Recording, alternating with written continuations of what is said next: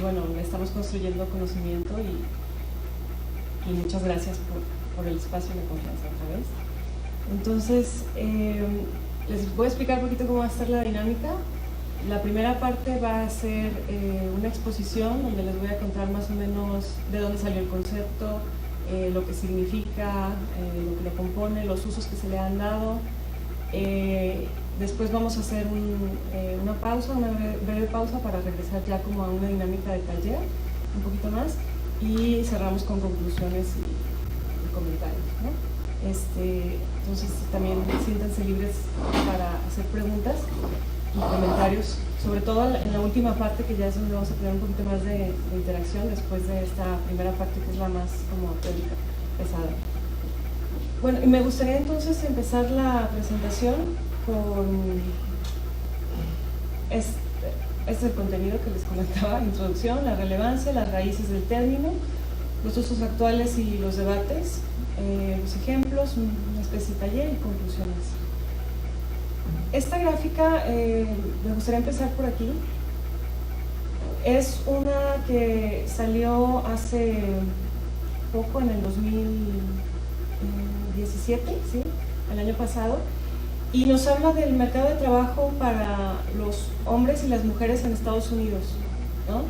Aquí tenemos las tasas de desempleo y aquí tenemos para los hombres y para las mujeres, y acá abajo están lo que ganan por hora los hombres y las mujeres, esto desde 1979 hasta el 2015.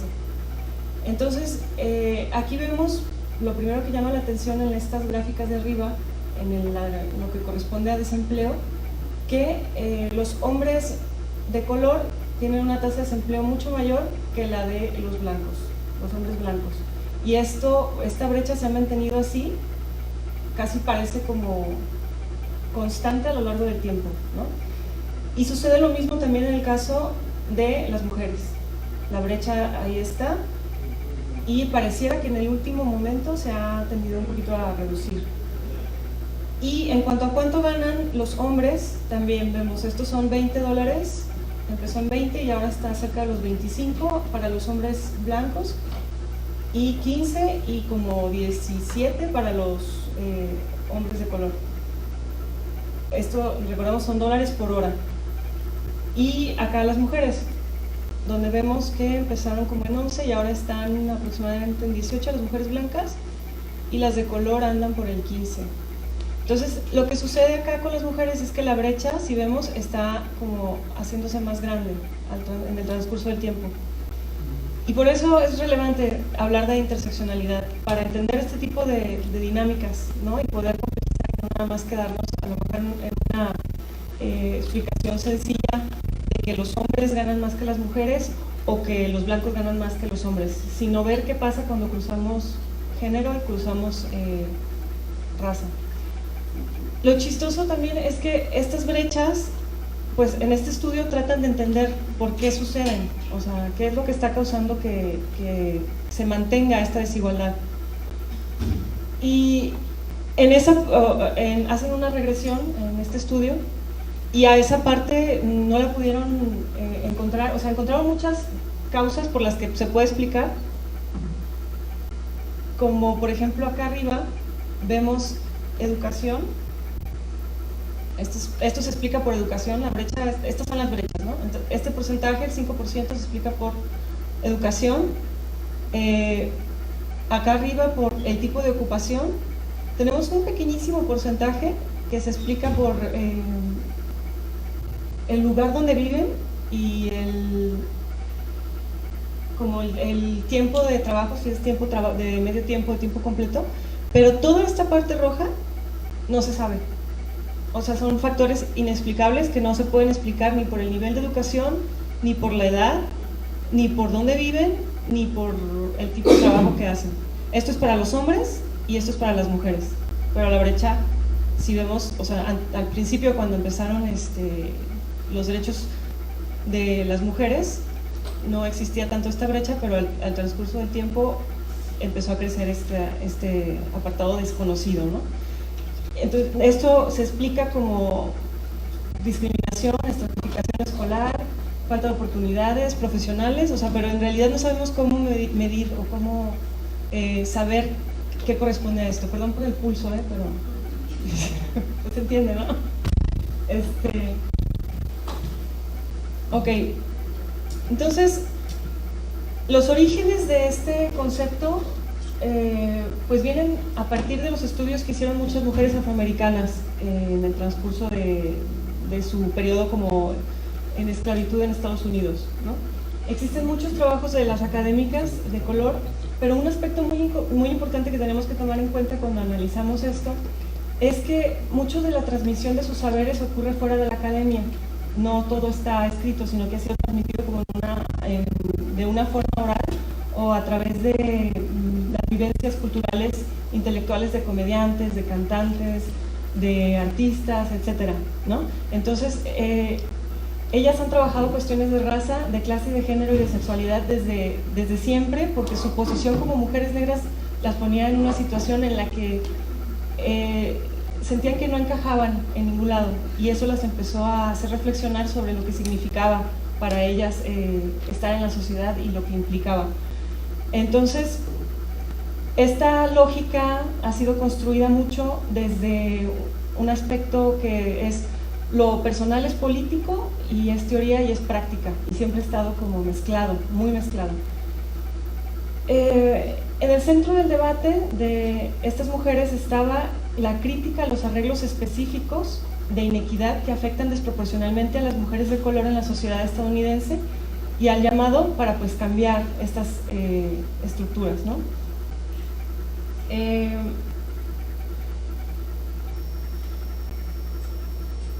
En el interés de visibilizar pues la categorización y cómo muchas veces al categorizar se invisibiliza a estas mujeres. Bueno, después vamos a abordar más estos aspectos de los orígenes, pero bueno, como vemos es un elemento central en los estudios de mujeres afroamericanas y vino en 3 partes, o sea, más o menos cronológicamente, aunque no es así tan cerrado, pero más o menos para categorizar, lo podemos ubicar como un reclamo moral al principio, después pasó a ser un reclamo por equidad política y luego un reclamo epistemológico por inclusión y justicia social. Este también ha sido abordado a partir de los estudios de género desde tiempos más recientes y desde los estudios crítico-legales, ¿no? Nació el concepto como tal, o sea, porque ya existía, como les digo, en los estudios de las mujeres afroamericanas ya existía esta idea de vincular clase, género y generación, muchas veces, o sexo, pero no estaba definido un concepto que fuera tan aceptado, porque pues, los estudios de las mujeres de color no estaban en el mainstream sociológico entonces, sino que eran como esporádicos. Las pocas mujeres que llegaban a estar en la academia pues no tenían esa resonancia, ¿no? Después, hasta en los 80s, es cuando el concepto se empieza a incorporar a la sociología y sale, también es cuando sale de la academia para hacer a la acción social, porque tenía este background de las mujeres de color que estaban haciendo acción, activismo, ¿no? Entonces, por eso sigue vinculado con la acción social. Finalmente, los intereses, está interesado en estudiar las mecánicas del poder, cómo funciona para ciertos grupos, y pues la estratificación, los procesos de estratificación, los diferentes grados de desigualdad que subyacen en las categorías sociales, ¿no? Y bueno, los discursos y escritos de estas mujeres, como las mujeres de color en Estados Unidos, empezaron a hablar, a hacerse en el marco de la esclavitud, de la abolición de la esclavitud, y eran un reclamo moral. Las que pudieron hacerlo, que no fueron tantas, nos ayudan a enmarcar con la situación que estaban viviendo estas mujeres y cómo era su vida diaria de trabajo y cómo eran sus mecanismos de resistencia, ¿no? Estas experiencias como esclavas les brindó un espacio distinto para evaluar críticamente estructuras jerárquicas, raciales, de género y de capital, ¿no? Que otros miembros de otros colectivos ni siquiera se estaban poniendo a pensar, porque pues no lo vivían diariamente como ellas, ¿no? Fue a partir de la experiencia propia. Entonces empezó como un reclamo moral, como les decía, después con un reclamo por equidad y justicia, y otro como el último como epistemológico por inclusión y justicia social. Tenemos, no sé si alguno leyó los textos que pusimos ahí para compartir, pero bueno, si lo quisieran leer, hay un apartado en el que escribí yo en el libro de conceptos, donde viene una parte que está un famoso discurso que es de Sojourner Truth, que se para en frente del Congreso y empieza a ser un discurso muy emotivo porque las mujeres blancas la habían llevado para tratar de que abolieran la esclavitud, ¿no? Para que hablara en frente de los congresistas. Pero ella en su discurso también criticó el hecho de que pues, ella no era una mujer igual que las otras mujeres, ¿no? O sea, también que además de que abolieran la esclavitud, que eso no la hacía una mujer como las blancas que estaban acompañándola, ¿no? Entonces, las blancas ni siquiera se imaginaban ese tipo de situación porque no lo vivían. Y para ellas fue como algo muy choqueante y que las hizo cuestionar también sus propios posición de privilegios, ¿no? Y hay muchos escritos y debates y discursos de estas mujeres que vale la pena también recuperar. Entonces, estas mujeres pues no tenían agencia sobre cuestiones morales, por eso se habla de reclamo moral. No tenían agencia sobre cuestiones de sexualidad o de poder doméstico sobre la crianza de sus hijos, porque quitando el yugo del esclavo de la raza, no les daba acceso luego a protecciones sociales y morales de las que las mujeres blancas sí tenían acceso y no tenían como cuestionado, ¿no? Como estas a los que ellas se les había negado. Las mujeres blancas, por ejemplo, estaban en contra en ese tiempo de que el voto se extendiera a los hombres negros, porque pues se tenía el estigma de que los hombres negros violaban a las mujeres blancas, ¿no? Mucho era por ahí, sobre todo en el sur de Estados Unidos, que recordemos siempre ha sido pues, muy racista. Y entonces ellas pedían que se les reconocieran como las dos cosas, como mujeres, pero también como mujeres negras, porque no eran entonces ni ciudadanas, porque no tenían derechos para votar, ni derechos para decidir sobre sus propias cuestiones domésticas, ni mujeres, quedaban entonces fuera del discurso político, fuera de la protección del Estado y fuera también de la feminidad, o sea, la protección que la feminidad les daba. Los hombres blancos, por otro lado, en este tiempo las violaban con mucha impunidad, porque decían pues que eran prostitutas o que incluso las incitaban, ¿no? Al sexo, que los provocaban. Y que, bueno, los privilegios de los hombres, en este caso, los hombres negros tenían privilegios sobre ellas y también las mujeres blancas tenían privilegios sobre ellas, y ellas quedaban como en un cuadro donde estaban invisibilizadas, ¿no? Entonces, ellas también criticaban el tipo de trabajo a las que estaban asignadas ya de entrada por su tipo de piel y de su condición, pues eran a trabajos domésticos que antes habían hecho como esclavas y que ahora, claro, se les pagaba una miseria, pero seguían encasilladas a permanecer en este tipo de trabajos y a no poderse mover de ahí, ¿no? A falta de oportunidades, una violencia continua, discriminación, no tenían derechos políticos. Ellas entendían la intersección de su condición, ¿no? Por eso nace de ellas esta idea de que hay que pensar en estas intersecciones, en esos puntos ciegos de la teoría, de las categorías, porque no pertenecían a ningún grupo hegemón, ni siquiera el de las minorías, ni siquiera pertenecían no eran negros normal, o sea, porque los negros eran los hombres y las mujeres eran las blancas, ¿no? O sea, había una división así. Pensar en negro era hombre y pensar en mujer era blanca. Después, bueno, viene el reclamo por equidad y justicia, y es cuando viene todo este reclamo y la batalla por el derecho a votar, y quedaban atrapadas siempre en esto que les comentaba, entre cuestiones de negros y cuestiones de mujeres, porque se invisibilizaban, como que estas dos categorías hacía que se perdiera el hilo, y relegadas al trabajo doméstico. Después viene ya el reclamo epistemológico por inclusión y justicia social, donde este colectivo, Combahee River Collective, empezó a meter las cuestiones de sexualidad en este debate, porque era un grupo de mujeres lesbianas que estaban diciendo, pues nosotros somos igual de ladies, de damas, que las mujeres blancas, porque tenemos muchas la misma condición social, el nivel educativo, pero no se nos considera como tales, o sea, estamos igual de educadas porque pues por nuestro color, ¿no? Y por nuestra condición de sexualidad y como mujeres. Y bueno, Entonces, en este momento de la historia es cuando entra una demanda también que fue muy famosa a partir, y que de ahí que Kimberly Crenshaw, que es la que acuñó el término, relata en su también uno de los documentos que les pasamos para leer, que es una demanda que le hicieron a General Motors, porque General Motors solamente contrataba obreros para estar en la planta, obreros blancos, obreros negros y blancos para estar en la planta como obreros, vaya, o sea, en piso. Y los puestos administrativos solo iban a las mujeres, pero blancas.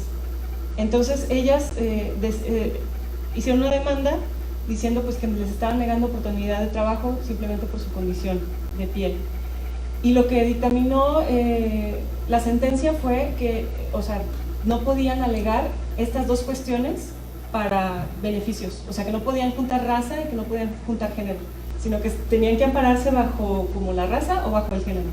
Entonces esto fue pues, muy injusto, ¿no? Y de ahí suscitó como la polémica de que qué pasa cuando estas dos cosas suceden, porque en la vida real ellas sí que lo experimentaban y no se lo estaban reconociendo legalmente que se pudiera, como que ellas estuvieran haciendo trampa para obtener mayores privilegios cuando en realidad estaban invisibilizadas totalmente. Y bueno, ya el concepto no se queda ahí simplemente en la cuestión, como les decía, de los estudios de mujeres afroamericanas, sino que esto trascendió gracias en parte a muchas mujeres que empezaron a estudiar sociología, mujeres afroamericanas, como Patricia Hill, y se fue colando poco a poco a la sociología en los años 80, hasta se puede decir que hoy ya está en el mainstream teórico de la sociología. Pero lo que sucedió fue que se empezó a divorciar de su concepción original, de estas consideraciones de la crítica social basada en las experiencias vividas, ¿no? De su raíz que la habían formado estas mujeres después de haber vivido en carne propia estas experiencias. Esto a su vez también tuvo algo bueno que propició muchos retos metodológicos, teóricos, puso a mucha gente a debatir, pero parte de la crítica que se le hace hoy en día es que ha oscurecido estos argumentos fundacionales y fundamentales que estaban abogando las mujeres afroamericanas en su momento, que tiene que ver con la manera de entender cómo trabajan las instituciones de una manera conjunta, o sea, que no nada más quitando el patriarcado vamos a eliminar el racismo, que no nada más eliminando las condiciones económicas vamos a eliminar el patriarcado, sino que estos tres elementos, por lo menos raza, género y clase social, trabajan de una manera articulada en la que no podemos quitar uno sin los demás. Entonces tenemos que hacerlo al mismo tiempo, ¿no? Porque no es así, no es agregativo, no se suman desigualdades, sino que entre todas hacen un marco en el que posicionan a una persona en una matriz de desigualdad muy distinta a que si nada más le vamos sumando, sino que esto sí se entiende que se va complejizando, o sea que no es difícil de desarmar, sino que se tiene que abordar de una manera más integral. Entonces el concepto, como les decía, salió de Kimberly Crenshaw en 1989. Kimberly es de estudios legales, o sea, ella estudió Derecho, y como les comentaba, ya había como otro tipo de conceptos que aludían a esta intersección de desigualdades, pero no tenían ese nombre, como ese nombre tan atrayente que a lo mejor es ahora interseccionalidad y que por eso se ha quedado más pegado en la cabeza, sino que había otras formas que aludían al mismo fenómeno. Entonces, ¿qué hay de nuevo en este término, ¿no? Entonces, se dice que este concepto lo que aporta es un vínculo donde pueden converger para el análisis entre la teoría crítica feminista en los efectos del sexismo, el racismo, el clasismo y una metodología crítica inspirada en la teoría crítica posmoderna feminista. O sea que este término al final logró articular muchos de los debates que tenían los otros aparte, ¿no? Como decíamos, el racismo y el género están vinculados estrechamente con el capitalismo, se refuerzan simultáneamente.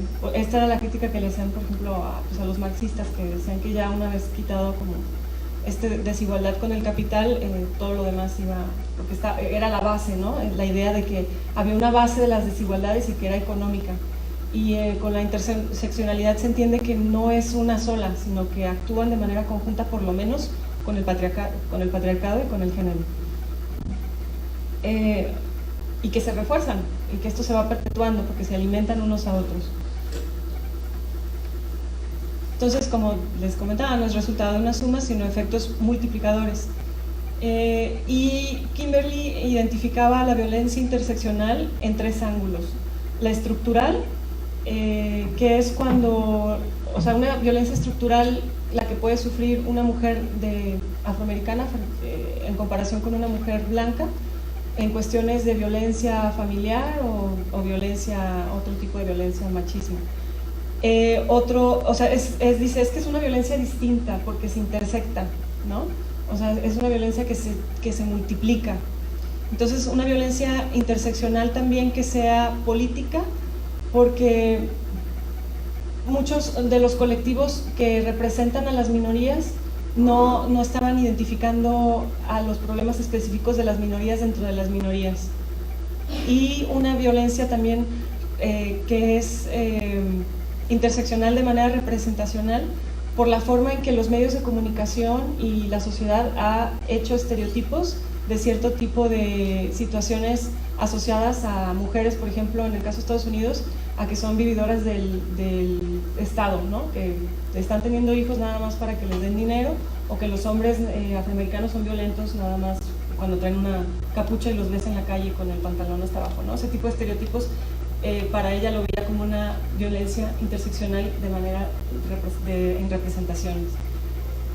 Entonces, no hay un solo término así específico, una sola definición, sino que esto es una de las cuestiones que ha estado más a debate en estos últimos, ya va a cumplir 30 años el próximo año el concepto, pero esos 30 años pues ha sido un proceso lento, incluso aquí en América Latina es muy poco conocido, muy poco utilizado. En un ejercicio que hice yo de revisar como las fuentes de cómo se utilizaba este concepto, solo encontré casos en Europa, en España, porque en Europa sí se utiliza bastante, en España, y en América Latina solamente en Colombia unos que tenía que ver con cuestiones de género, ¿no? Pero nada como en Estados Unidos y en Europa, que es ahorita como el superdebate, de que si se debe, el debate está en que si se debe regresar a la raíz de la acción, como lo proponía Kimberly, y las mujeres afroamericanas antes que ella, o si debemos ya de empezar a hacerlo más una teoría que sea más general y que pueda aplicar como más, o sea, que se suba, ¿no? Porque está como, muchos la consideran como una teoría de rango medio. Pero para Davis, por ejemplo, Angela Davis, esta ambigüedad conceptual es una ventaja, porque como es tan ambiguo, nosotros podemos llenar ese significado según lo que, pues, nuestras investigaciones, nuestros intereses. Es un concepto que nos invita a pensar, a complejizar, a problematizar nuestros sujetos de investigación y a cuestionar las relaciones de poder, ¿no? Entre las categorías, a no decir nada más los migrantes o los pobres o etcétera, sino que qué pasa allá adentro, o sea, qué pasa con las mujeres pobres, migrantes, etcétera. O sea, hay que ver, no es tan fácil generalizar, salirnos de esa generalización, que bueno, que la hacemos para que sea más fácil explicarnos los fenómenos, pero también hay que voltearnos un poquito a reflexionar sobre lo que pasa adentro, ¿no? Y ya pasando a los usos, por lo menos estas autoras, Chow, Crenshaw y McCall, encuentran 3 formas de utilización. La primera es aplicar los marcos de interseccionalidad de investigación más dinámicas, de investigación sobre dinámicas interseccionales, y aquí hay una gran variedad de estudios, sobre todo desde los últimos, no sé, desde los 90, como les digo, Europa y Estados Unidos. La otra es cuestionar precisamente al concepto, a su alcance y el contenido como paradigma teórico y metodológico, a su desarrollo, a su apropiación conceptual, sus posibilidades, sus limitaciones, si es que ya debemos de reemplazarlo por algún otro y porque ya nos queda súper obsoleto, o si lo debemos expandir, ¿no? Este es otro grupo de investigaciones. Y otro, el último de estos 3, es las que van orientadas a intervenciones políticas para combatir las desigualdades interseccionales concretas, retomando la propuesta completa del término por la que muchas mujeres afroamericanas pugnan, ¿no? Y un ejemplo puede ser también en la Unión Europea. Desde el Tratado de Ámsterdam se empezaron a tomar en cuenta la interseccionalidad como una parte fundamental de las políticas públicas, de la formulación de las políticas públicas. Todas tienen que tener un enfoque interseccional. Y como está adoptado en el marco de la Unión Europea, eso ya ha bajado a los distintos países, ¿no? Ya está en Alemania, en Holanda, se empieza a aplicar, y por eso no es raro encontrar que en España sí haya artículos que tratan sobre esto. Por otro lado, también Macal, que es el otro texto que les puse para compartir en la carpeta, ella es un texto como icónico porque analiza ya como las formas metodológicas de análisis, no se queda como en cuestiones más teóricas, sino que ya dice, bueno, pero ¿cómo lo trabajamos ya en la práctica? Claro, ella lo hace desde un enfoque cuantitativo, y fue el que les puse porque como mi investigación particular es cuantitativa, pues es la que me hizo clic a mí. Pero también, por ejemplo, Helma Lutz, que es pariente acá de Arturo, lejano, ella hace también cómo estudiarlo a partir de investigaciones cualitativas, por si les interesa, también está disponible ahí ese estudio. Pero Macal nos habla que hay por lo menos 3 formas metodológicas de analizar por medio de la interseccionalidad. Una es intracategorial, o sea, al interior de la categoría, observar mujeres, sí mujeres, pero observar raza de mujeres, edad, escolaridad, no sé. Otra es intercategorial, que es hombres, mujeres, o sea, distintas categorías. Y la otra es anticategorial, que es como, bueno, la pone así como medio veremos, porque no sabemos cómo hacerlo tanto, porque dice que es tan complejo el mundo social que no es posible, ¿no? Pero que bueno, que hay que tenerlo en cuenta. Y eso en general. Siguiendo con los usos. Esta otra persona que es japonesa, bueno, de origen japonés, me parece estadounidense, pero de origen japonés, Matsuda, y ella dice, hay que utilizar esta herramienta, ella la llama una herramienta Ask the Other Question, o sea, pregunta la otra pregunta. Dice, no todas las formas de opresión son iguales, pero las formas de subordinación se construyen y refuerzan entre sí. ¿A qué se refiere? Dice ella que cuando veamos que algo es, que estamos viendo algo patriarcal, veamos dónde está la raza en eso, o dónde está la clase social. O sea, si vemos 2 cosas, nos preguntemos por la otra que no estamos viendo, para entender entonces esa dinámica y esa conjunción de mecanismos que operan, ¿no? Si nada más vemos una cosa, pues preguntarnos por las otras 2, para entonces darle dimensionar y problematizar a esa cosa que vemos, y que lo demás puede estar invisibilizado por estas otras dinámicas. Entonces, bueno, ya hablando como de estas son entonces como unas fuerzas de choque para visibilizar las cuestiones que son muy obvias y las que no son tanto. Nos ayuda a entender la forma de subordinación, que ninguna forma de subordinación se mantiene por sí misma, y que entonces, como les comentaba, la eliminación de una de ellas no elimina a las demás, no las remueve. Y estas pues también van a ir cambiando conforme cambien como las construcciones sociales que tenemos sobre los conceptos, ¿no? A través del tiempo. Y ya, bueno, yo les pongo como el ejemplo de cómo yo lo estoy utilizando en mi investigación, que es lo estoy haciendo sobre los migrantes mexicanos que retornan de Estados Unidos después de la crisis del 2008. Estoy estudiando hombres, mujeres de ciertas edades, de grados de escolaridad, antes de la crisis, durante la crisis y después de la crisis, y cómo se están integrando a los mercados de trabajo cuando regresaron. Entonces, ahí estoy estudiando como intercategorial, porque estoy viendo mujeres no migrantes y mujeres retornadas, y también las mujeres que viven en Estados Unidos, e intracategorial porque estoy viendo hombres y mujeres, por ejemplo, ¿no? Entonces, esto claro que se vuelve un reto porque es muy complejo después manejar tantas variables, pero nos ayuda a entender un poquito más, a darle una tercera dimensión, aunque sea no quedarnos en un binomio nada más, sino que darle profundidad. Entonces, hay muy pocas personas que han hablado de interseccionalidad en la migración. Yo encontré muy pocas, por lo menos. Y hay este señor que se llama Hearn, donde dice que sería un muy buen, no sé si ustedes están familiarizados con las teorías de la migración, pero como de las últimas teorías, últimas, ya saben a lo que me refiero, o sea, son viejas, pero son muy últimas. Es del transnacionalismo, donde dice que esta teoría de transnacionalismo sería muy bueno que incorporara los elementos de la interseccionalidad, porque el transnacionalismo lo que intenta es borrar como esta concepción de Estado-Nación que tenemos fija, sino que habla de entidades que trascienden el Estado-Nación y que hacen campos transnacionales donde hay dinámicas que no se pueden parar, ¿no? que hacen un campo social diferente, pero dice que se vuelve a quedar en lo mismo porque al estudiar patriarcado, los que estudian patriarcado o relaciones de género en la migración solamente lo hacen a nivel nacional otra vez, sino que dicen, por ejemplo, cómo impacta el que los papás o los esposos a las mujeres en Estados Unidos les digan tal cosa, ¿no?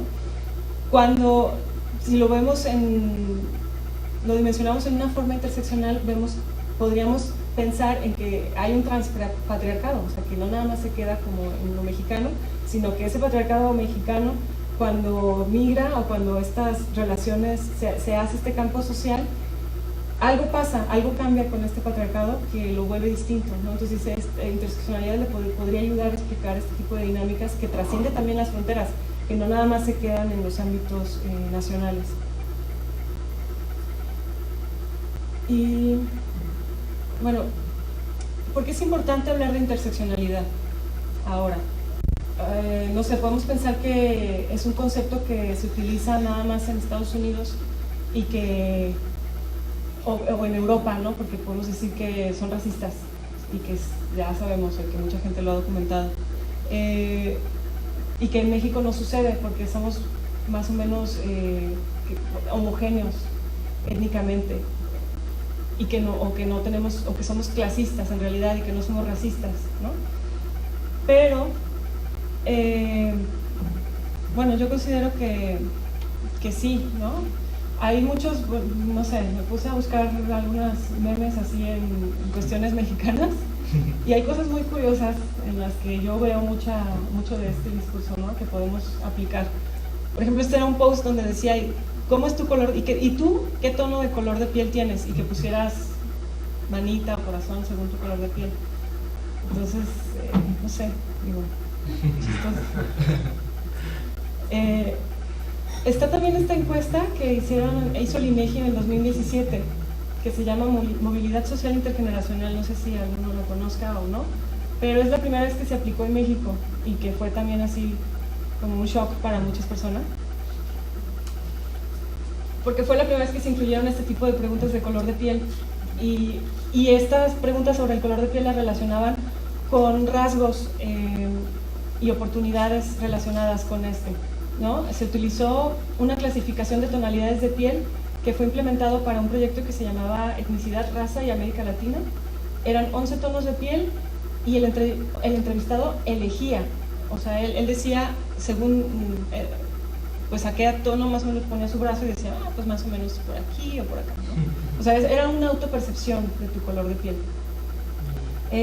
Los resultados pues incomodaron mucho y se levantó una polémica sobre el grado de clasismo y de racismo en México, porque sí, todo el mundo decíamos, sí, claro, somos clasistas, pero nadie se preguntaba realmente si también había un trasfondo racial. Si vemos, también es muy fácil ver en la publicidad, ¿no? En los medios de comunicación, o sea, las personas que son buenas o los protagonistas, generalmente su color de piel va a ser lo más claro posible, y es muy fácil, ¿no? Notarlo. Entonces, esto se sintió raro porque se sentía que lo había oficializado, ¿no? Aunque sí podía existir así, esto terminó de decirnos, pues sí, fue como un reflejo en un espejo que no nos gustó. Estas son parte de los resultados. En general, bueno, esta fue la pregunta que tenía que ver con el nivel escolar de la población entre 25 y 64 años. Este es el total, bueno, de los 100, del 100%, sin escolaridad y va bajando vemos que, o sea, que los porcentajes más altos siempre están en las tonalidades más oscuras de piel, ¿no? Que las blancas, a comparación de las blancas.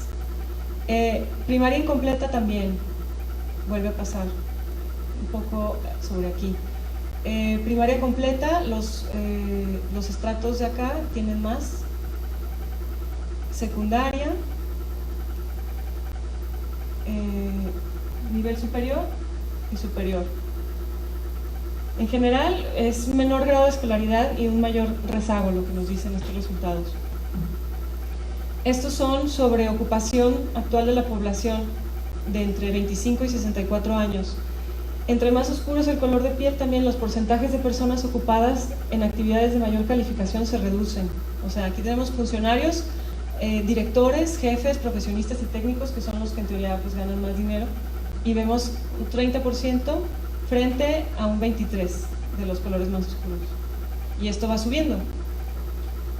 Entonces acá los comerciantes, empleados y ventas y agentes de ventas, acá tenemos a los trabajadores administrativos, servicios personales y vigilancia. Este es como el promedio, ¿no? El que está arriba.